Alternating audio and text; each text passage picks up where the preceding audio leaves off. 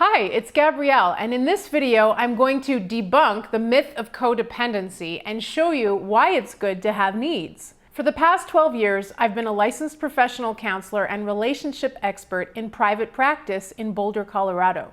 My practice is grounded in the science of what makes relationships work. I'm going to explain the difference between healthy relating and truly codependent relationships that will help you build a rewarding and enduring relationship. If you like the relationship tips and couples advice that you're learning here, make sure to subscribe to my YouTube channel right now. Just click on the subscribe button right here. If you're enjoying this video, please give it a like and share it. And please go to thepowercoupleformula.com and powercoupleseducation.com for lots more information on how to build an amazing relationship. Let's get into the subject of codependency. I was digging into this topic because I really am curious about it, and I was looking at the search terms that people use for it and found the following: codependent relationship advice, codependent marriage advice, codependent marriage tips, codependent relationship tips, codependent relationship advice for men, codependent relationship advice for women. Suffice it to say that codependency is a big issue on people's minds. So it's critical that you have an accurate understanding of what codependency is so you don't get misinformed. Judging for how much people are searching for information on codependency, it's critical that you understand what we're talking about here. And when I started researching what other people have to say about codependency, I realized just how much false information there is out there about this topic. The dangers of codependency are widely spoken of in our culture, but the fact is that most of the ideas about codependency are incorrect. If you're like most people, thinking about signs of a codependent person probably conjures up an image of a clingy person, probably a woman, who seems to have a bottomless pit of needs, can't tolerate being alone even for a second, and tries to force her partner into providing her with love and reassurance 24/7. This is an outrageous caricature where a person's neediness, as it is referred to, is seen as a sickness. But let's look at this a little more closely. This attitude about codependency actually presupposes a certain model of what a relationship should be. So let's back up for a minute and talk about the kind of relationship that our society says you should have that also fuels our ideas about codependency. Once you understand what society's version of the ideal relationship is, you'll understand why our conversation about codependency is kind of like saying, look at that person just grasping for oxygen like that. It's so abnormal that they need to breathe. Here's the societal narrative that I'm sure you're all familiar with. Your relationship should be the coming together of two mature individuals with healthy boundaries. You should not expect your partner to be responsible for your happiness, because true happiness comes from within and not from your partner. You should not depend on your partner. Your well-being is your responsibility, and their well-being is theirs. If your partner does something that makes you feel insecure, you shouldn't let this bother you, but be able to regulate yourself, work through your own feelings about it, while remaining cool, calm, and collected. God forbid you should actually need your partner. This might be a sign that you need professional help, and it might mean you're codependent. I hear all sorts of ridiculous advice, like you should strive for a relationship where you and your partner are both entirely autonomous and self-reliant. Needing each other means you are needy, and that is a bad thing. Well, unfortunately, folks, it just doesn't work that way. There continues to be a large disconnect in our culture between what attachment research has shown us and the dominant societal discourse that being a fully mature adult means being self-reliant and autonomous. But here's the truth. Creating a mature, sustainable, and rewarding relationship means accepting the fact that you and your partner are dependent on one another for things like managing your emotions, self-esteem building, and your overall well-being. And you don't have to take my word for it. The Harvard study of adult development that was first published in 2012 proved that it's the quality of your close relationships more than any other factor that determines your happiness. Studies also show that your very physiology is reliant on your intimate partner. People in long-term committed intimate relationships regulate each other's blood pressure, hormone levels, breathing, and heart rate. It's not a choice, it's a biological reality. People in warm, secure relationships are in a better mood. They have better memory, less pain, they live longer, and, get this, they make more money. But for some weird reason, our society values independence and autonomy above everything else. But what we call independence in our society is actually not really independence, but an aversion to dependency. What happens to you when I say the word dependency?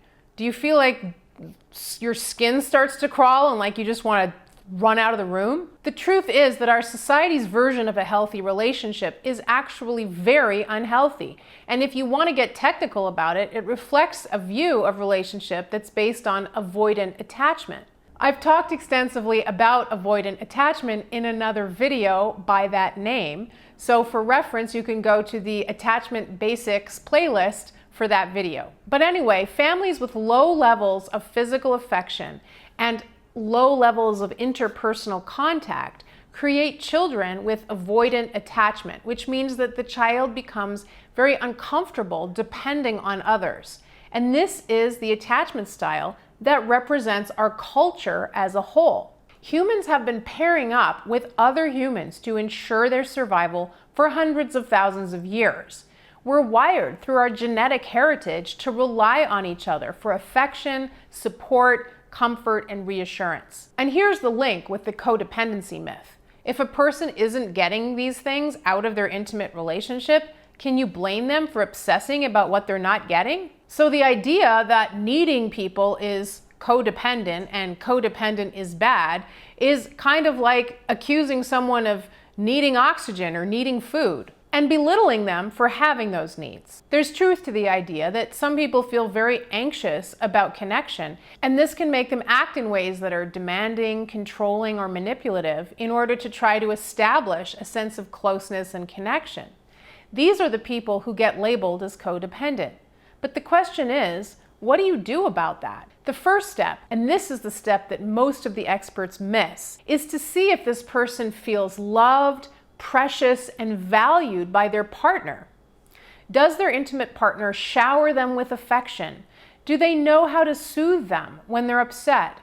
And are they available to them any time of day or night? Do they know how to make them feel like the most wonderful person in the world? Probably not. The problem is that it's the person who is actively in touch with their unmet attachment needs that society points the finger at. It's a trap that's set by society, and those who feel the lack of connection and contact tend to fall right into it.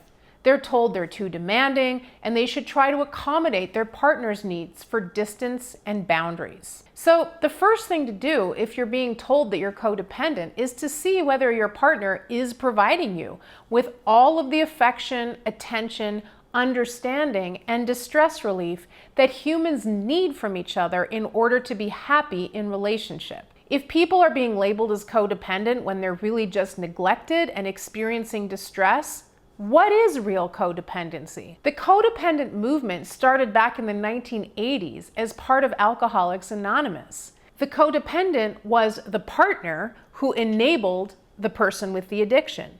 But the use of the term codependent somehow spiraled out of control to how it's used today to describe a person who is needy and demanding. So what is codependency actually? A better definition of codependency for today is a person who is involved with an addict and who sees the dysfunctional addiction but is unwilling or unable to do anything about it.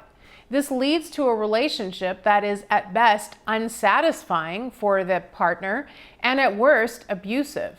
The person who's being codependent feels unappreciated, but they feel incapable of doing anything about their relationship. The person in relationship with the addict is being treated unfairly, but they're also doing things that continue the addiction by not setting boundaries with the addict or any kind of expectations for their behavior. This is a clear-cut case of codependency, and the same can be said for people who are in relationships with people who have multiple affairs and the partner does nothing to set any boundaries or draw any lines in the sand, or people who are embezzling money or lying repeatedly. All of these kinds of behaviors constitute betrayals to the other partner.